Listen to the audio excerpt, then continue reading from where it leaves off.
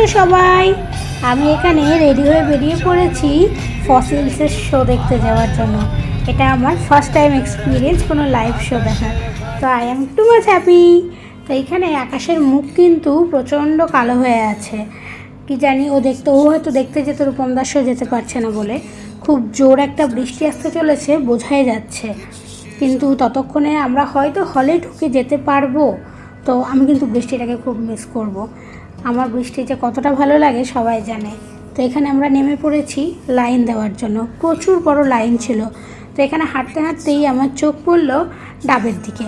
তো ডাব দেখতে পেয়ে আমি খাবো না তা তো হবে না, আমার হিসেবে কোল্ড ড্রিঙ্কস খাওয়া থেকে একটা ডাব খাওয়া অনেক বেশি ভালো। তাই এখানে ডাব খেয়ে নিয়ে টিকিট হাতে চলে গেলাম লাইনে। এখানে একটা ছবি তুলছিলাম, এই যে আমাদের রূপমদা। তো এখানে ভিডিও করতে করতে ঘটলো একটা খুব আনএক্সপেক্টেড খুব ভালো ঘটনাটা হচ্ছে আমার সাথে দেখা হলো আমার স্কুল ফ্রেন্ড আইভির।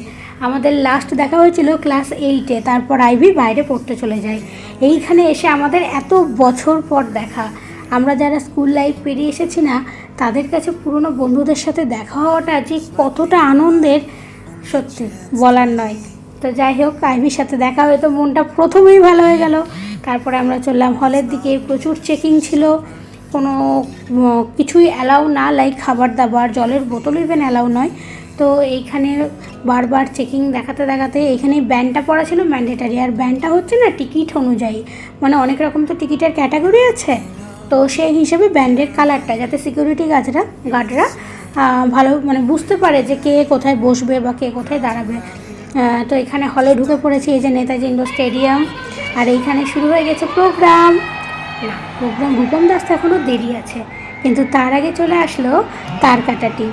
তারকাটা বলে একটা ওয়েব সিরিজ আসছে জি5-এ, তো তারা তাদের প্রমোশনের জন্য এখানে এসেছিল। বিক্রম, প্রিয়াঙ্কা সরকার, চ্যাংকে চিনতে পারছো তোমরা? ইন্ডিয়ান আইডলের প্রথম দিকে সিজনে যেখানে মোনালি ঠাকুর ছিল সেখানে চ্যাং ছিল।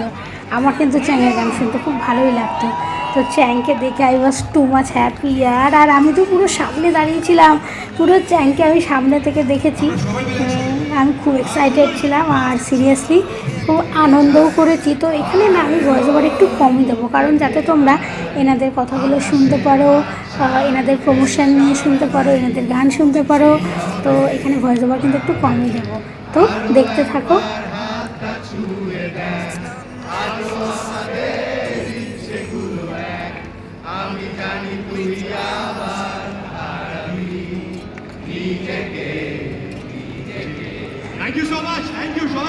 বিক্রম এখানে নিজের টিমের সাথে পরিচয় করিয়ে লাইন দু লাইন করে গানও গাইছিল, কারণ রূপমদার ফ্যান তো সবাই।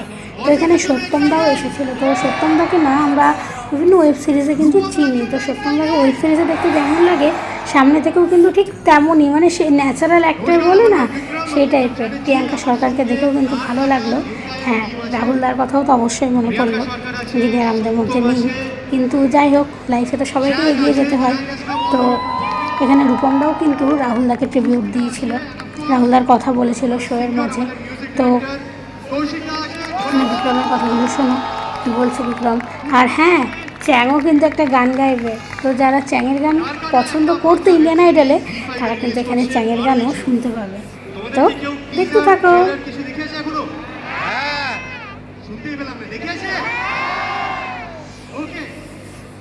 আমাদের একটা গান আছে, গানটার নাম রোল করে দাও রাখবো ভেবেছিলাম আমরা।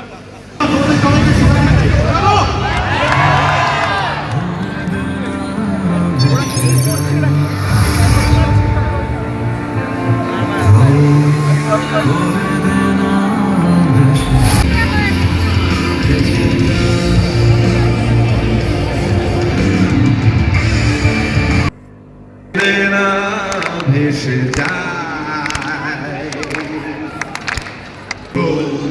ঘুরে ভেসে যায়। Everybody, সবাই একসঙ্গে sing with me. 1, 2.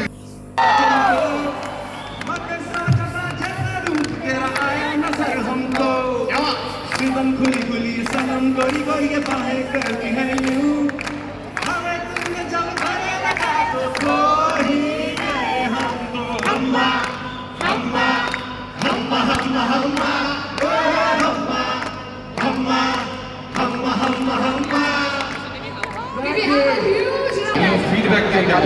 ঠিক আছে, বিকজ যেটা বিক্রম বললো এরকম অ্যাকশন সিরিজ আগে এই বাংলায় হয়নি। ফিরে পাবে তো ভালো হওয়া, আমি সন্ধ্যা রাস্তায় দাঁড়িয়ে।